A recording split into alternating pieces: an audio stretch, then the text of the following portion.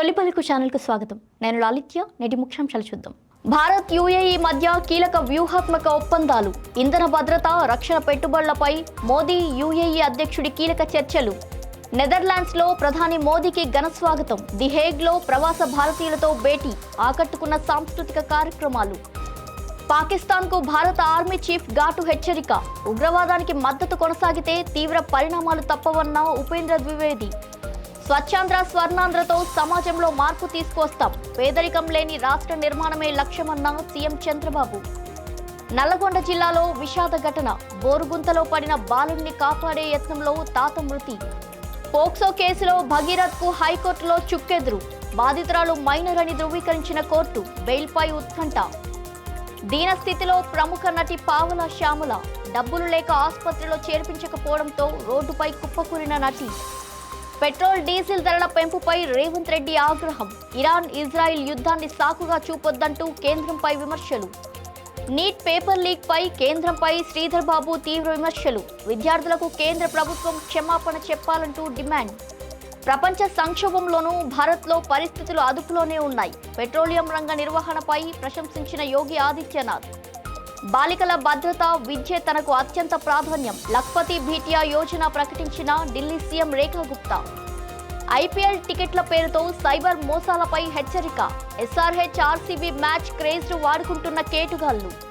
తెలంగాణలో వచ్చే నెల 15 నుంచి ఎస్ఐఆర్ ప్రక్రియ ప్రారంభం. ఇంటింటికి వెళ్లి ఓటర్ల జాబితా ప్రత్యేక ధృవీకరణ చేపట్టనున్న అధికారులు. పశ్చిమాసియాలో యుద్ధ ఉద్రిక్తతల నేపథ్యంలో నరేంద్ర మోదీ యుఏఈలో కీలక పర్యటన నిర్వహించారు. ఈ సందర్భంగా మహ్మద్ బిన్ జాయద్ అల్ నహ్యాన్తో సమావేశమైన మోదీ ఇంధన భద్రత, రక్షణ భాగస్వామ్యం, వాణిజ్యం, పెట్టుబడులపై పలు కీలక ఒప్పందాలు కుదుర్చుకున్నారు. ఎల్పీజీ సరఫరా, వ్యూహాత్మక పెట్రోలియం నిల్వలు, గుజరాత్లో షిప్ రిపేర్ క్లస్టర్ ఏర్పాటు, $5 బిలియన్ పెట్టుబడులపై అవగాహన ఒప్పందాలు జరిగాయి. హర్మూజ్ జలసంధి స్వేచ్ఛగా, సురక్షితంగా ఉండాలని మోదీ స్పష్టం చేశారు. సమస్యల పరిష్కారానికి దౌత్యమే ఉత్తమ మార్గమని పేర్కొన్నారు. మోదీ ప్రయాణిస్తున్న విమానానికి యుఏఈ F-16 యుద్ధ విమానాలు ఎస్కార్ట్ ఇవ్వడం ప్రత్యేక ఆకర్షణగా నిలిచింది. 5 దేశాల పర్యటనలో భాగంగా నెదర్లాండ్ చేరుకున్న నరేంద్ర మోదీకి ప్రవాస భారతీయులు ఘనస్వాగతం పలికారు. ది హేగ్ లో నిర్వహించిన కమ్యూనిటీ కార్యక్రమంలో మోదీ పాల్గొన్నారు. భారతీయులు భారీగా హాజరై జేజేలు పలికారు. ఈ సందర్భంగా కథక్, ఒడిస్సీ, భరతనాట్యం, కూచిపూడి, మోహినియట్టం, గర్భా నృత్యాలతో సాంస్కృతిక కార్యక్రమాలు ఆకట్టుకున్నాయి. భారతీయ సమాజం భేటీ కావడం ఆనందంగా ఉందని మోదీ పేర్కొన్నారు. నెదర్లాండ్స్ పర్యటనలో భాగంగా డచ్ ప్రధాని రాబ్ జెటెన్తో వాణిజ్యం, టెక్నాలజీ, రక్షణ, పునరుత్పాదక ఇంధన రంగాల్లో ద్వైపాక్షిక సహకారంపై కీలక చర్చలు జరగనున్నాయి. ఉపేంద్ర ద్వివేది పాకిస్తాన్కు తీవ్ర హెచ్చరికలు జారీ చేశారు. సేనా సంవాద్ కార్యక్రమంలో మాట్లాడిన ఆయన, ఉగ్రవాదులకు పాకిస్తాన్ ఆశ్రయం కల్పిస్తూ భారత్పై చర్యలు కొనసాగిస్తే తీవ్ర పరిణామాలు ఎదుర్కోవాల్సి వస్తుందని స్పష్టం చేశారు. ఉగ్రవాదాన్ని ప్రోత్సహించడం ఆపకపోతే భౌగోళికంగా చరిత్రలో భాగంగా కొనసాగాలా లేదా అన్నది పాకిస్తాన్నే నిర్ణయించుకోవాల్సి ఉంటుందని ఘాటుగా వ్యాఖ్యానించారు. భారత్ భద్రత విషయంలో ఎలాంటి రాజీ ఉండదని, దేశంపై దాడులకు పాల్పడే శక్తులపై కఠిన చర్యలు తప్పవని ఆయన హెచ్చరించారు. ఈ వ్యాఖ్యలు ప్రస్తుతం దేశవ్యాప్తంగా చర్చనీయాంశంగా మారాయి. శ్రీకాకుళం జిల్లా నరసన్నపేటలో నిర్వహించిన స్వచ్ఛాంధ్ర స్వర్ణాంధ్ర కార్యక్రమంలో పాల్గొన్న నారా చంద్రబాబు నాయుడు పేదరికం లేని సమాజ నిర్మాణమే తన లక్ష్యమని తెలిపారు. సంపద సృష్టించి పేదలకు పంచాలని, ఆర్థిక అసమానతలు తగ్గించాలని అన్నారు. జనాభా పెరుగుదల అవసరమని పేర్కొంటూ 3వ బిడ్డ పుట్టిన వెంటనే 30,000 రూపాయలు, 4వ బిడ్డకు 40,000 రూపాయలు అందిస్తామని ప్రకటించారు. తల్లికి వందనం పథకం కింద 15,000 రూపాయలు ఇస్తున్నామని చెప్పారు. గత 23 నెలల్లో రాష్ట్రానికి 23 లక్షల కోట్ల పెట్టుబడులు వచ్చాయని, వాటితో 24 లక్షల ఉద్యోగాలు లభిస్తాయని వెల్లడించారు. స్వచ్ఛత, పారిశ్రామిక అభివృద్ధితో రాష్ట్రాన్ని ముందుకు తీసుకెళ్తామని తెలిపారు. నల్లగొండ జిల్లా మిర్యాలగూడ మండలం ఊట్లపల్లి శివారులోని వ్యవసాయ పొలంలో తీవ్ర విషాదం చోటు చేసుకుంది.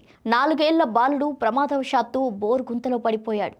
అతన్ని రక్షించేందుకు వెళ్లిన అతని తాత, ఉప సర్పంచ్ వెంకన్న అదే గుంతలో ఇరుక్కుపోయారు. సమాచారం అందుకున్న వెంటనే మిర్యాలగూడ రూరల్ పోలీసులు ఘటనా స్థలానికి చేరుకుని స్థానికుల సహాయంతో రెస్క్యూ ఆపరేషన్ నిర్వహించారు. తీవ్రంగా శ్రమించిన అనంతరం తాత మనవణ్ణి బయటకు తీశారు. అయితే ఊపిరి ఆడక తీవ్ర అస్వస్థతకు గురైన వెంకన్నను ఆసుపత్రికి తరలిస్తుండగా మార్గమధ్యంలోనే మృతి చెందారు. ఈ ఘటనతో గ్రామంలో తీవ్ర విషాదం నెలకొంది. తెలంగాణలో సంచలనం రేపుతున్న బండి భగీరథ్ పోక్సో కేసుకు సంబంధించి పోలీసులు చర్యలు చేపట్టారు. గత కొన్ని రోజులుగా ఈ కేసుకు సంబంధించి సోషల్ మీడియాలో రకరకాల ప్రచారం జరుగుతుంది. ఫోటోలు, వీడియోలు, ఆడియోలు, బాధితురాలి వివరాలు వైరల్ చేస్తుండడం పట్ల పోలీసులు తీవ్ర ఆగ్రహం వ్యక్తం చేశారు. బాలిక వివరాలు సోషల్ మీడియాలో పెట్టిన వారిపై కేసులు నమోదు చేస్తున్నట్టు సైబరాబాద్ పోలీసులు వెల్లడించారు. సోషల్ మీడియాలో బాధిత మైనర్ బాలిక ఫోటోలు, వీడియోలు, వారి తల్లిదండ్రుల వివరాలను పోస్ట్ చేసిన వారిపై షేర్ చేస్తున్న వారిని గుర్తించే పనిలో ఇప్పుడు పేట్ బషీరాబాద్ పోలీసులు పడ్డారు. ఇక ఇదే విషయంలో బండి భగీరథ్ పై లుకౌట్ నోటీసులు జారీ చేశారు. ప్రముఖ హాస్య నటి పావల శ్యామల తీవ్ర అనారోగ్యంతో హైదరాబాద్లో దయనీయ స్థితిలో కనిపించడం ఆందోళన కలిగించింది. గుండె సంబంధిత సమస్యతో బాధపడుతున్న ఆమె చికిత్స కోసం కుకట్పల్లిలోని ఓ ప్రైవేట్ ఆసుపత్రికి వెళ్లినట్టు సమాచారం. అయితే చికిత్సకు అవసరమైన డబ్బులు లేకపోవడంతో ఆసుపత్రిలో చేర్చుకోలేదని తెలుస్తుంది.